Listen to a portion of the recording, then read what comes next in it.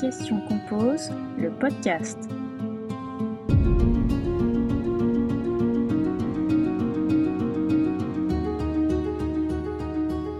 Asseyez-vous et fermez les yeux.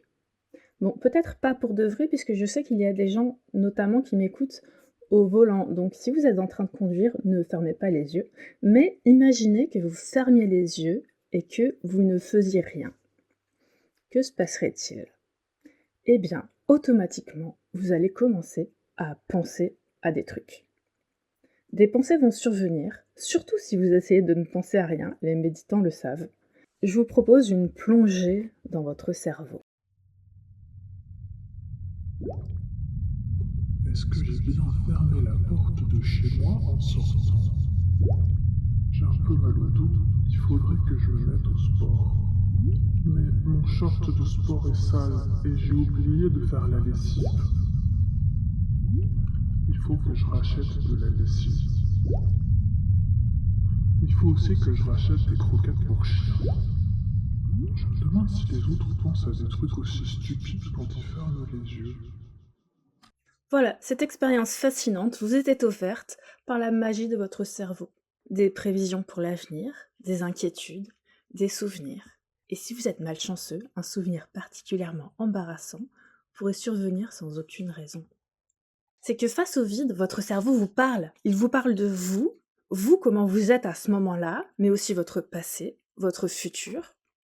Les gens qui méditent le savent. Cette voix ne s'arrête presque jamais. C'est pourquoi la méditation consiste non pas à ressentir l'instant présent, mais à sans cesse ramener son esprit vers l'expérience du moment présent. C'est un travail constant, parce que l'esprit ne reste pas là comme ça, posé là où vous l'avez mis. Dans certaines méditations guidées, on dit que c'est le travail normal de l'esprit, quelque chose comme ça.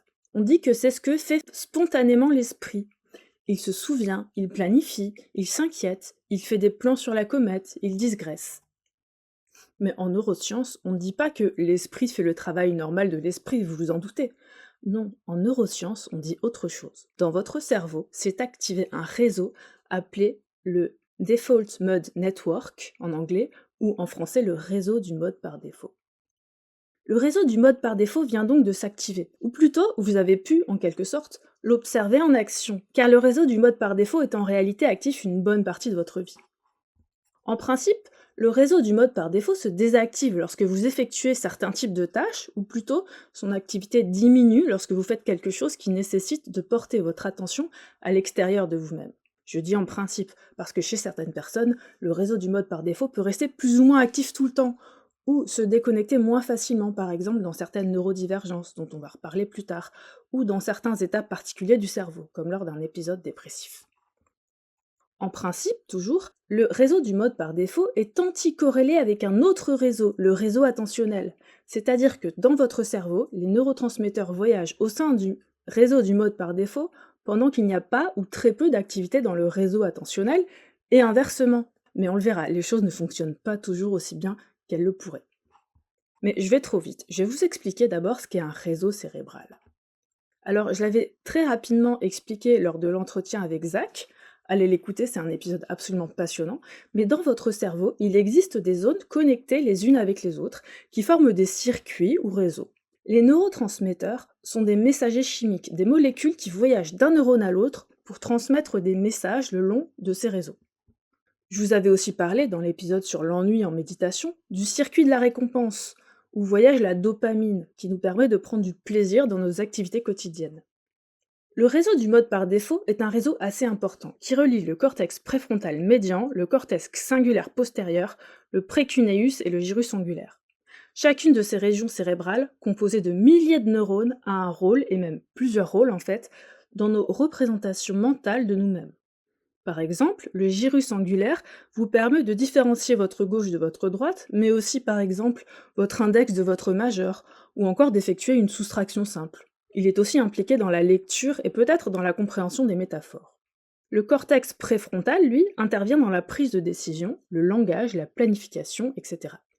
Bref, je ne vais pas vous faire toute la liste des fonctions de chacune de ces 4 régions cérébrales impliquées dans le réseau du mode par défaut, car il faudrait au moins un épisode entier pour chaque. Mais en tout cas, ces régions du cerveau sont reliées les unes aux autres pour former le réseau du mode par défaut. Le réseau du mode par défaut, c'est ce qui vous permet en gros d'être vous-même, de vous incarner si on peut dire ça comme ça. Il est actif donc quand vous ne faites rien, c'est pourquoi on l'appelle le réseau du mode par défaut, mais on l'a aussi d'ailleurs appelé le réseau négatif de la tâche, en opposition au réseau positif de la tâche qui lui s'active quand vous faites quelque chose.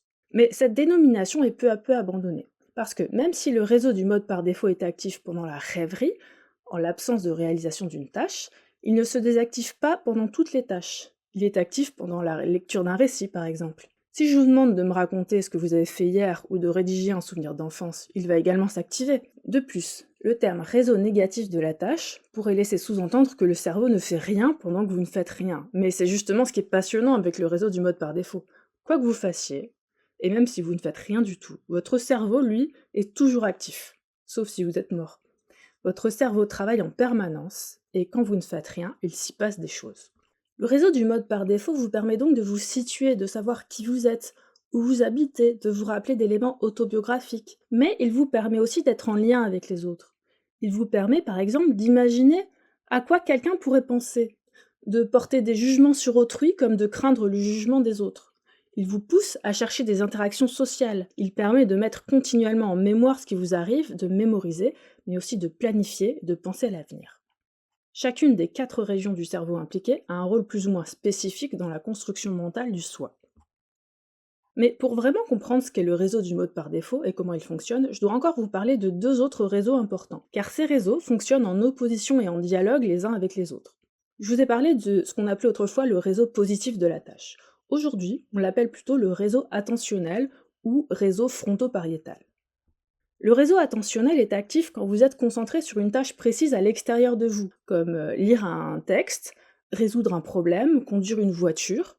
Il implique principalement le cortex préfrontal dorsolatéral et le cortex pariétal postérieur.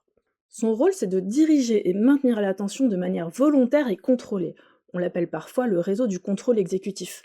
Comme on le verra, le réseau attentionnel est en opposition avec le réseau du mode par défaut, c'est-à-dire qu'en principe, quand l'un fonctionne, l'autre ne fonctionne pas ou très peu.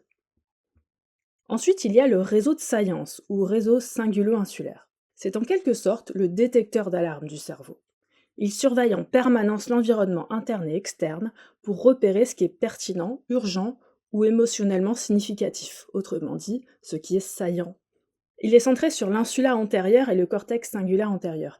Quand quelque chose d'important se produit, une douleur soudaine, un bruit inattendu, une émotion forte, c'est lui qui lève la main et décide de basculer entre les autres réseaux. En d'autres termes, c'est le réseau de science qui tient l'interrupteur entre le réseau du mode par défaut et le réseau attentionnel. C'est lui qui décide lequel du réseau du mode par défaut ou du réseau attentionnel est actif à un instant T en fonction de l'environnement interne et externe. Cette dynamique à 3, science, attention, mode par défaut, est aujourd'hui au cœur de la compréhension de nombreux troubles et de nombreuses maladies, mais aussi ça permet de comprendre comment fonctionnent des choses comme la méditation, comme on va l'expliquer. Mais je vais un peu trop vite. D'abord, on va s'intéresser à une question. Qu'est-ce qui se passe quand ça ne marche pas comme ça devrait ? Il y a de nombreuses maladies dans lesquelles le réseau par défaut fonctionne différemment, mais je vais m'intéresser en particulier à 2. Chez les personnes dépressives, le réseau du mode par défaut semble s'emballer, du moins pendant les périodes de repos. Si vous avez expérimenté la dépression, vous savez d'ailleurs que le terme repos mental est un peu abstrait pendant un épisode dépressif. C'est que, en principe, quand vous ne faites rien, le réseau du mode par défaut s'active et vous vous mettez alors à vous souvenir de quelque chose, à réfléchir à vous-même, à penser à ce que vous avez à faire, etc. C'est l'expérience ordinaire du soi. Eh bien, d'après une étude de Berman et collaborateurs en 2011, dans le cerveau d'une personne dépressive, si le réseau du mode par défaut se désactive bien lors d'une tâche dirigée vers l'extérieur, eh bien, lorsque l'activité cesse, ce réseau semble alors s'emballer, présentant une activité accrue, qui est corrélée avec des épisodes de rumination mentale ou d'autocritique. C'est pourquoi, même si la méditation est globalement bonne pour l'humeur, je vous renvoie à mon épisode sur les preuves scientifiques des bienfaits de la méditation, il est difficile de débuter la méditation pendant un épisode dépressif.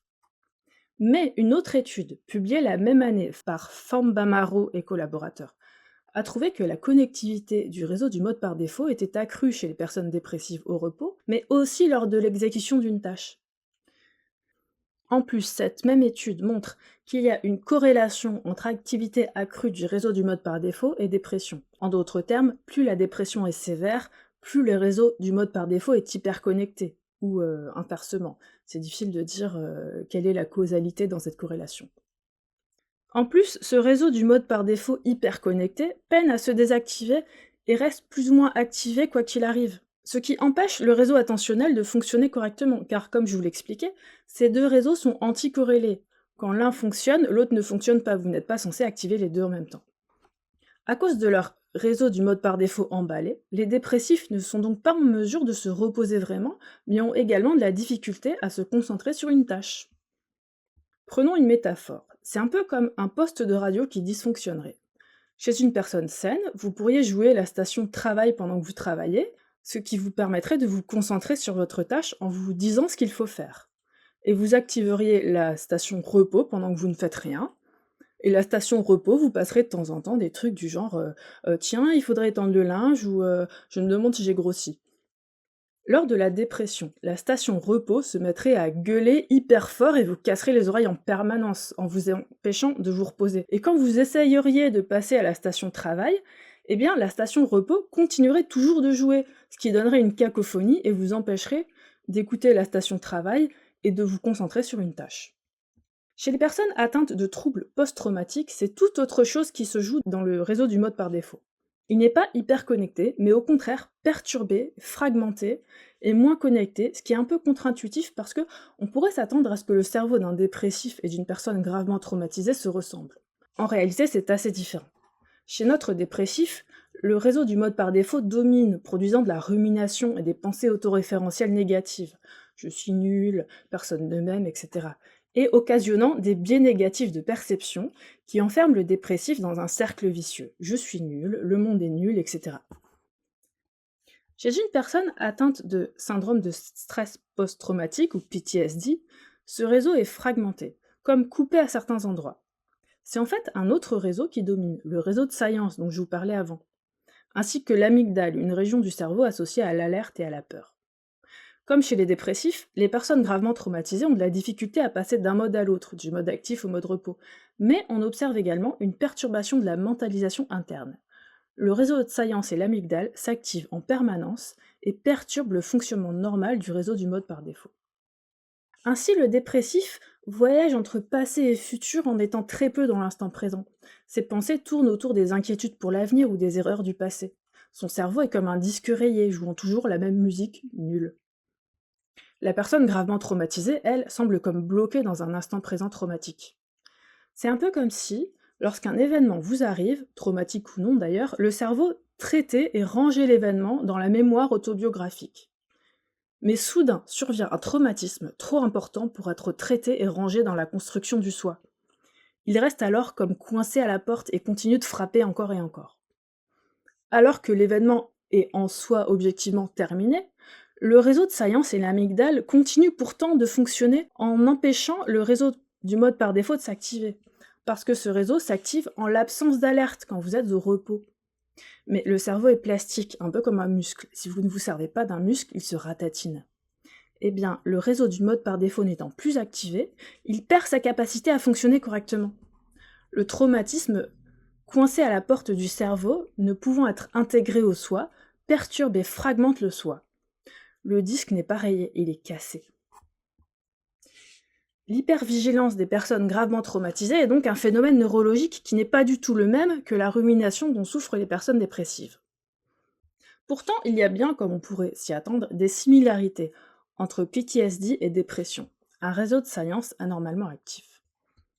Comme je vous l'ai déjà expliqué, tout se passe comme si le réseau de science était un chef d'orchestre qui permet au cerveau de passer d'un mode à l'autre. Le réseau de science détecte un stimulus externe, comme un danger par exemple, et active le réseau attentionnel, ce qui désactive le réseau du mode par défaut. En l'absence de stimuli externes importants, externes ou internes d'ailleurs, ou plutôt de stimuli saillants, le réseau attentionnel se désactive, ce qui permet au réseau du mode par défaut de prendre la place. Chez le dépressif, on l'a compris, le réseau du mode par défaut continue de fonctionner tout le temps, même quand l'individu essaie de se concentrer sur une tâche. Tout se passe comme si le réseau de Science détectait constamment des menaces internes mais échouait à faire basculer le cerveau en mode action. Chez la personne gravement traumatisée, le réseau de Science hyperactif bascule constamment le cerveau en mode action, un peu comme s'il activait les manettes de façon chaotique, ce qui empêche le réseau du mode par défaut de fonctionner normalement. Le réseau attentionnel est donc sollicité sans cesse et s'épuise dans le vide. La construction du soi est fragmentée et incohérente. Comme le cerveau est plastique, chez le dépressif, le fait d'activer le réseau du mode par défaut en permanence le renforce, créant donc une boucle infinie de rumination sur soi, qui ne pourra être désamorcée que par des mesures fortes. Thérapie comportementale cognitive, traitement médicamenteux et bien sûr éventuellement la méditation peut être un plus, avec la réserve néanmoins que comme on l'a dit, méditer est très difficile lors d'un épisode dépressif. Mais alors que se passe-t-il lorsqu'un individu souffre à la fois de dépression et de PTSD ? Et c'est une excellente question à se poser, parce que malheureusement, comme on peut s'en douter, il y a une comorbidité entre ces deux troubles. Eh bien, les deux patterns peuvent malheureusement coexister, avec un réseau du mode par défaut hyper connecté dans certaines régions du cerveau et fragmenté dans d'autres régions.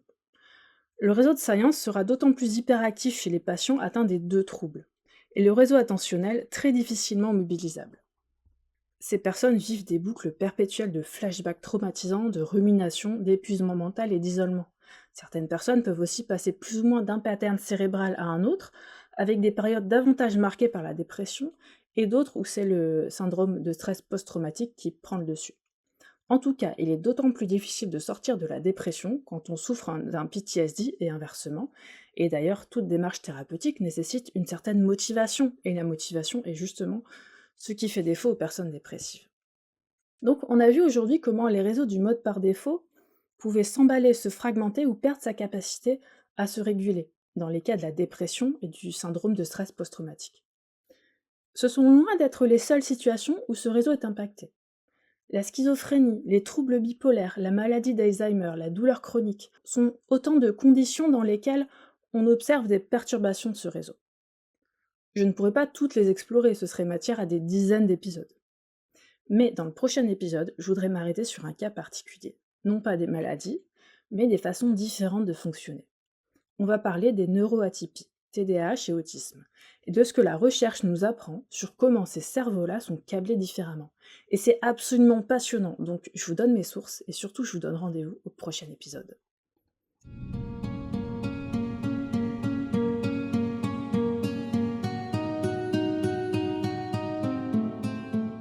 Avant de terminer cet épisode et avant de vous donner mes sources, je voudrais dire un mot à celles et ceux qui éventuellement auraient pu se reconnaître dans la description que j'ai faite de la dépression, du PTSD ou des deux. Déjà, vous n'êtes pas seul. Ces troubles sont bien réels et j'espère que ces quelques explications sur ce qui se passe dans votre cerveau vous auront aidé à mieux comprendre ce que vous traversez. Si vous n'êtes pas encore accompagné par un professionnel, je vous encourage vivement à franchir le pas. Parce que ces troubles répondent au traitement et que personne ne devrait traverser ça seul. Je mettrai quelques ressources sur le site web podcast.laureneplume.fr avec des numéros d'aide de plusieurs pays francophones. Et prenez bien soin de vous.